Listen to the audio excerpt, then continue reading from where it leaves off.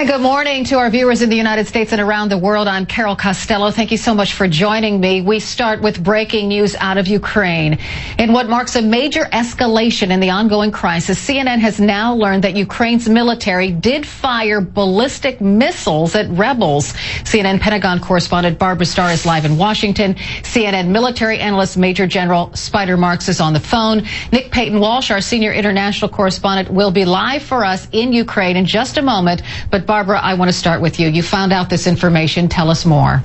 Good morning, Carol. 3 U.S. officials confirmed to me a short time ago that U.S. intelligence over the last 48 hours has monitored the firing of several short-range ballistic missiles from territory controlled by Ukraine government forces into areas controlled by the pro-Russian separatists. Now, this would be a significant escalation. Short-range ballistic missiles. These are missiles that go perhaps 50 miles, but have warheads of up to 1,000 pounds. We are talking maximum lethality. We are talking a weapon that can kill dozens of people at a time, potentially when it hits. We do not have the exact launch point. We don't have the exact impact point.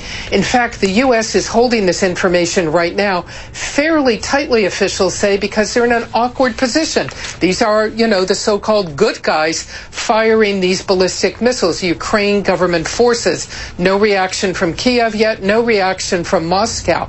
The U.S. it's not even entirely clear right now that the U.S. is going to ask Kiev to not fire these weapons again because they're saying, that the Ukrainian government has a right to defend itself. But make no mistake, this is a military escalation on this battlefield at a time when everybody outside of Ukraine or Russia at least wants to see it ratchet back. They want to get those observers and inspectors to the crash site of MH17. And it looks now like the fighting is only escalating with now today this additional information that short-range ballistic missiles, 1,000-pound warheads, have been fired. Carol? All right, so General Marks, just a short time ago, I spoke to the lead investigator. He said he talked to the Ukrainian people, the Ukrainian government. They assured him it would be safe to get to that crash site, and now we hear this. Yeah, quite amazing. But I think, frankly, Carol, we shouldn't be too surprised. Certainly the Ukrainian forces, as Barbara rightly pointed out, have a right to defend themselves. The use of these long-range surface-to-surface missiles primarily are used for offensive capabilities. You want to prepare a piece of ground. You want to reduce an enemy's capabilities before you go do something about them.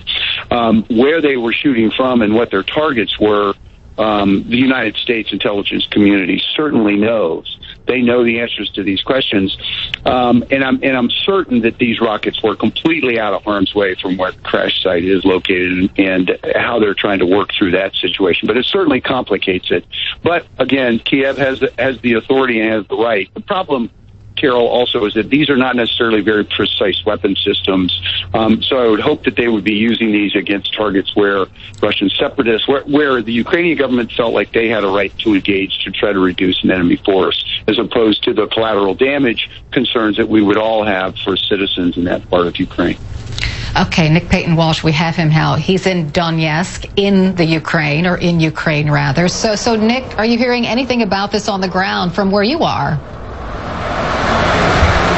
No, it's not something people openly discuss, obviously an escalation of that kind of weaponry, but it's no secret that both sides have been using very heavy weaponry against each other. The so-called commander of the Donetsk People's Republic, their militants here, a man called Igor Strelkov, gave a press conference yesterday in which he said that recently the Ukrainian army had been using, he said even by his estimation, a lot of heavy weaponry. He's used a lot himself when he can lay his hands on it. But we also ourselves heard here last night from this balcony, quite late, the occasional artillery strike, but also 3 unexplained, longer sounding rumbling explosions. No idea what they were, but it forms part of a broader pattern of increased heavy weaponry being used, increased wideness of that use, and a real sense, I think, that a war that started with shooting on roads is now turning into areas being devastated. We left a town, Carol, recently, which is on the road between Donetsk, where I'm standing, and the crash site, through which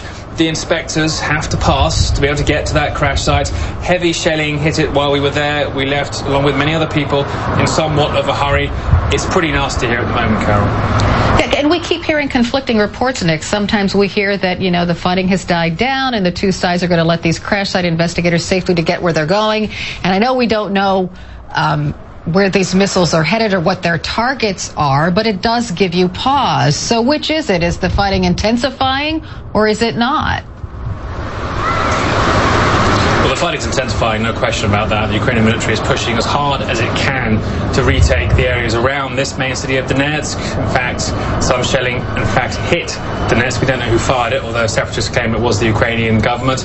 And also, yes, it's so hard to predict when a road, for example, feels safe an hour earlier. It can, an hour later, become deadly. That's the nature of conflict, where people are allowed to pass for certain periods of time and the fighting picks back up again. We saw that ourselves, Shakhtarsk, that key town, quiet for a little while, and then suddenly absolutely a place you do not want to be. Carol? And Barbara, you mentioned a bit about the United States and whether it would say anything about this. Tell us more about that. Well, the U.S. has been fairly quick to release satellite imagery, of course, that we've all seen over the last several days of what it believes to be Russian military artillery and other weapons firing from the Russian side of the border into Ukraine, showing the damage that it believes those weapons are causing. So I asked the question, will we see the satellite imagery of the Ukrainians firing against the separatists? That may be a very tricky political question for the U.S. intelligence community today, because if they have the imagery, then they're sort of in the position of showing the damage that the Ukraine government, which the U.S. supports, is causing. So we'll have to see how this all sorts out. Will we only see that satellite imagery from one side in this conflict and not from the other side? And still, we will be here at CNN, we will be reaching out to both the government in Kiev and the government in Moscow to see what they can tell us about all of this. Right now, what we have are U.S. officials saying they monitored these missile firings, and they say they have the intelligence to prove it. We just haven't seen it. Carol? All right. Barbara Starr, Nick Payton-Walsh, General Spider Marks, thanks to all of you. I appreciate it.